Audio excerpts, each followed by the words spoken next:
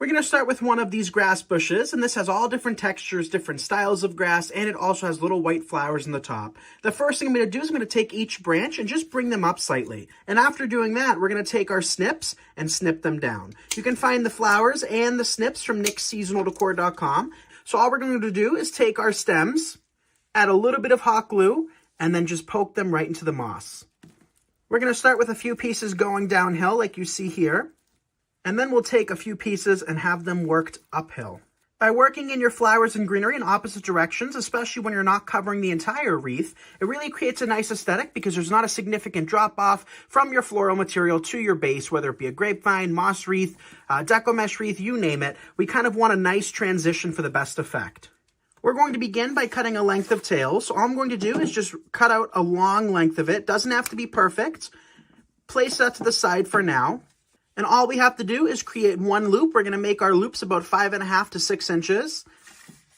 Flip it over and create our second loop. Now, after creating your second loop, you're going to pinch in the middle. And when you create your next loop, if you don't reverse your ribbon, the back side is facing forward. So always take your ribbon, pinch it in the middle, twist it completely backwards, and then gather it again. And when you do that, the pretty side you want revealed is towards the surface, and you're able to see that. And we're going to just continue that motion throughout the entire bow with as many loops or as few loops as we would like. And that should be good. So we're going to take our ribbon and snip it off. We always want to snip it off with a little bit of an overhang to prevent it from slipping out from underneath the pipe cleaner. And we're going to use a green pipe cleaner, and we have all different colors available on our website. Place it around the bow, and then that set of tails that we cut initially, we're going to just place behind that pipe cleaner as well. Twist it secure, and then you have a really pretty bow that you can fluff once you attach it to the wreath. Now I'm going to take our bow, and we're going to place it in that gap that we created earlier. Take our pipe cleaner and secure it all the way around. And then we can begin fluffing. And fluffing is really what takes your bows to the next level. The more time you spend on your bows, the better they will turn out. And I think that turned out very pretty. And for decorative purposes, I picked up some lightweight, inexpensive golf balls from my local Walmart. We're going to add some cold glue. And we're going to just attach these to the wreath. So I'm going to actually attach it to the greenery to keep them from popping off. And I'm going to take another one and place it down below. And I'm going to stick one more right here. So now let's hang this wreath up and see how it turned out. And here is how it looks, you guys, on my wall, and I absolutely love it. It was so inexpensive and easy to put together. And if you or a loved one loves golf, this would be the perfect wreath for them. I absolutely love it. We used one floral bush, one golf ribbon, a few golf balls, and a moss wreath base, and that is it. Thank you so much for watching. I'm Nick Kretikos of Nick's Seasonal Decor, and you're watching me on Hometalk. See you in the next episode.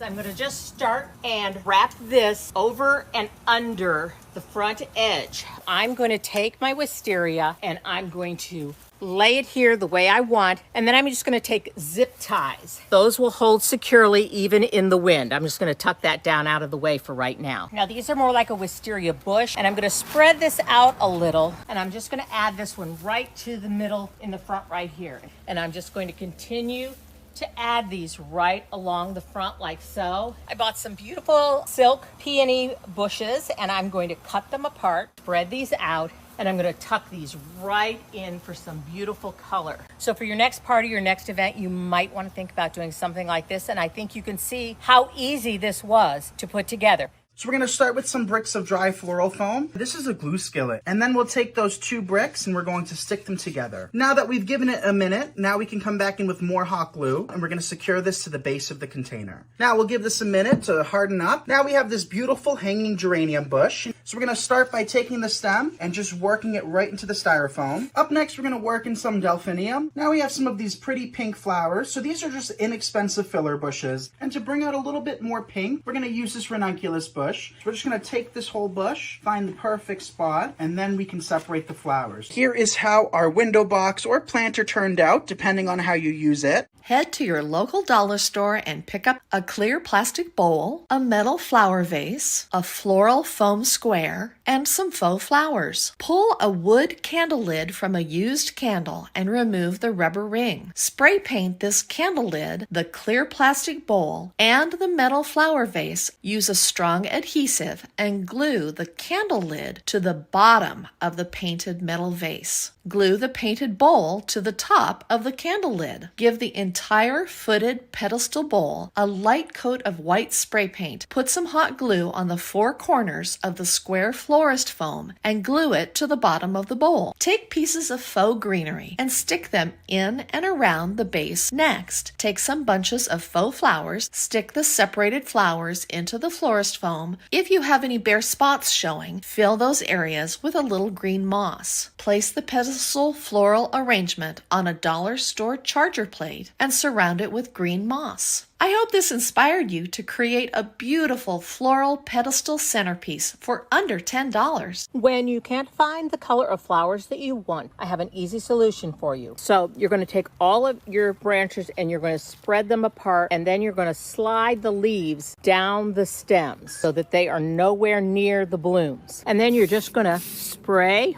until you get the color that you want on your flowers. Takes just minutes for them to dry. I want to take all of those flowers. Now we're going to push the leaves up. You're going to take and cut those with a piece of wire cutters. Now I'm going to use a piece of dry floral foam, and then I'm going to use a piece of floral tape because I don't want that to slide. And what I'm going to do first is go around the edge, and we're just going to go up and in between.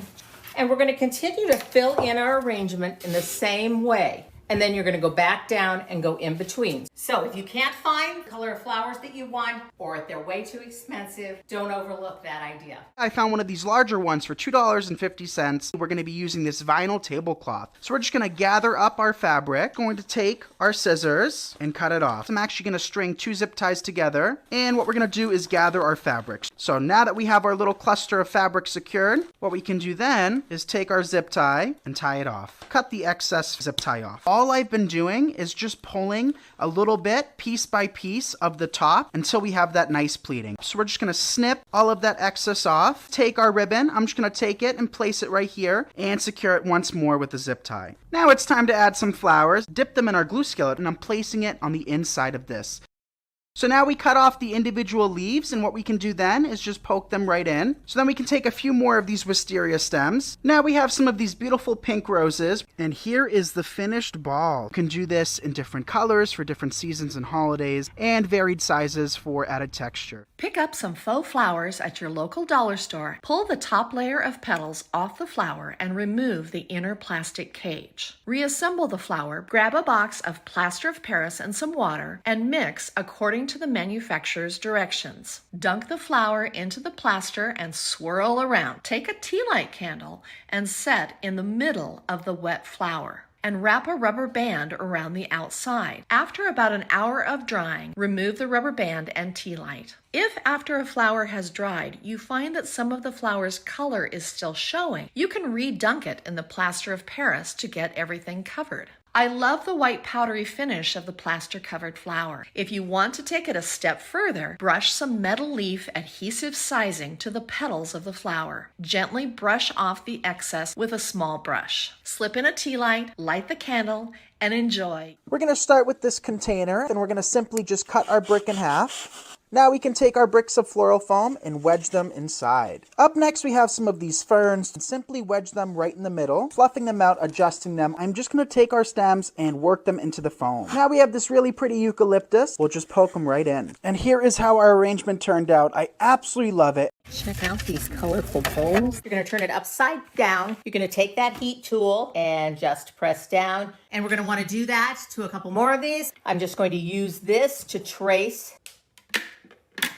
Start with one of the blue bowls and one of the clear ones, and I'm going to take some Gorilla Clear Grip. You're going to want to put this on and then let it sit. Make sure that you get this exactly right. One more blue bowl. Let that sit right there. You see how you can see the battery packs down at the base? I'm going to take some ivy. See how you can disguise that a little bit. Decided to add a few white poppies, and you can see how much light these will bring to a tabletop.